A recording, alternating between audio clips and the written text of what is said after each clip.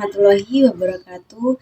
Perkenalkan, nama saya Fauzia Rosalia Trisnia, biasa dipanggil Rosa.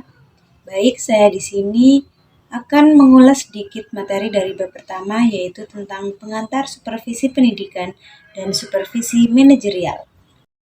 Baik, langsung saja memasuki latar belakang.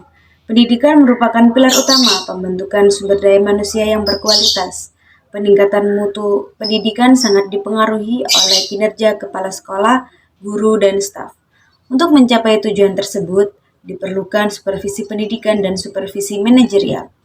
Supervisi pendidikan berfokus pada pembinaan profesional guru melalui bimbingan dan evaluasi untuk meningkatkan kualitas pembelajaran, sedangkan supervisi manajerial berfungsi mengatur dan mengawasi pengelolaan lembaga pendidikan agar berjalan efektif dan efisien.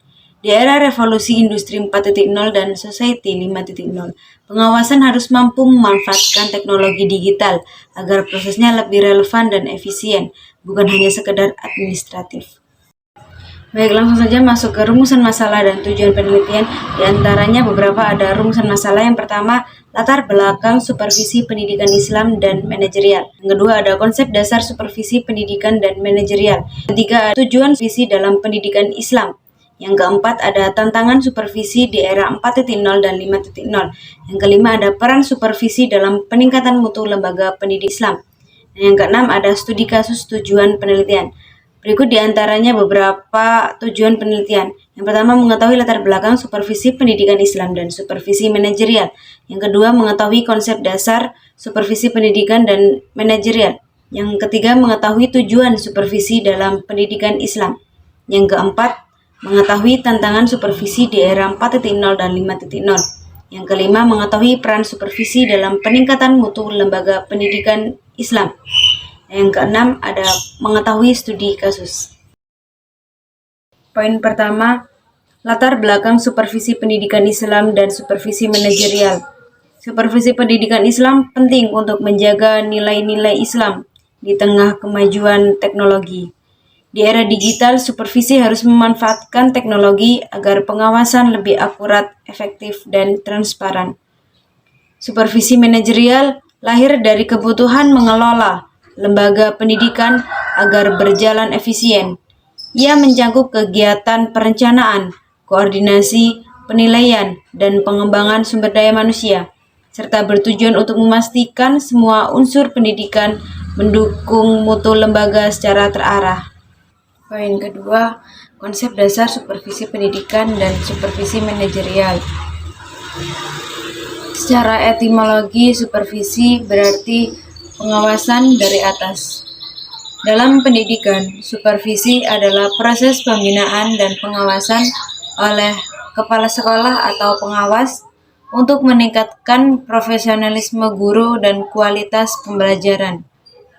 Supervisi manajerial lebih menekankan aspek pengelolaan lembaga seperti administrasi, organisasi, dan sumber daya manusia. Prinsipnya demokratis, kooperatif, berkelanjutan, dan konstruktif, bukan sekedar mencari kesalahan, tetapi membangun perbaikan. Poin ketiga, tujuan supervisi dalam pendidikan Islam. Supervisi bertujuan membina dan membimbing pendidik agar efektif, profesional, dan berakhlak Islami.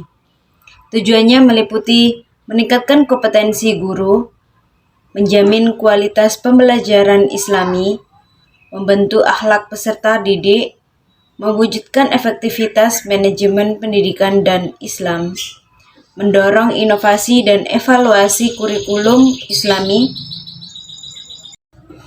Poin keempat, tantangan supervisi di era 4.0 dan 5.0.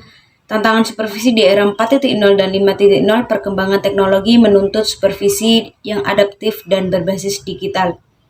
Di era 4.0, integrasi teknologi, pembelajaran berbasis data, peningkatan kompetensi digital guru, penyesuaian kurikulum, dan manajemen kelas virtual. Di era 5.0, menekankan keseimbangan antara kemajuan teknologi dan nilai kemanusiaan. Tantangannya mencakup etika penggunaan IA, pembentukan karakter digital, keamanan data, dan pembelajaran yang bersifat personal, serta humanistik. Poin kelima, peran supervisi dalam peningkatan mutu lembaga pendidikan Islam. Peran supervisi dalam peningkatan mutu lembaga pendidikan Islam. Supervisi berperan penting dalam membina guru, mengawasi kurikulum, dan menciptakan lingkungan belajar Islami. Fungsi utamanya, pembinaan profesional guru melalui pelatihan, evaluasi, dan bimbingan. Pengawasan kurikulum agar selaras dengan nilai-nilai Islam. Peningkatan mutu SDM dan lingkungan Islam di sekolah.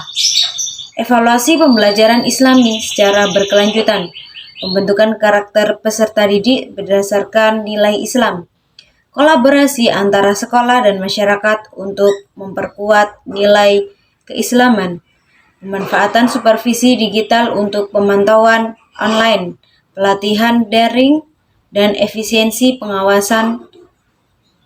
Berikut contoh studi kasus dari Madrasah Aliyah Ar-Rahmah. Supervisi di Madrasah Aliyah Ar-Rahmah menghadapi kendala waktu pengawas, keterbatasan kemampuan digital guru, dan koordinasi.